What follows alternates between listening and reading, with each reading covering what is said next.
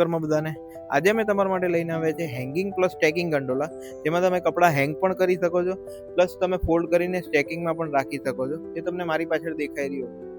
આ આખું અમે ડિટેચેબલ બનાવેલું છે. પ્લસ તમે બધી જગ્યાએ સ્લોટેડ પાઇપ આપી છે ચારે સાઈડ, અને ચારે સાઈડથી તમે યુઝ પણ કરી શકો છો. આ બાજુ પણ અમે સ્લોટેડ પાઇપ આપી છે, પ્લસ સેન્ટરમાં પણ અમે સ્લોટેડ પાઇપ આપી છે, જેમાં તમે તમારી સાઇઝ પ્રમાણે એડજસ્ટેબલ તમે કરી શકો છો, કસ્ટમાઇઝ કરી શકો છો.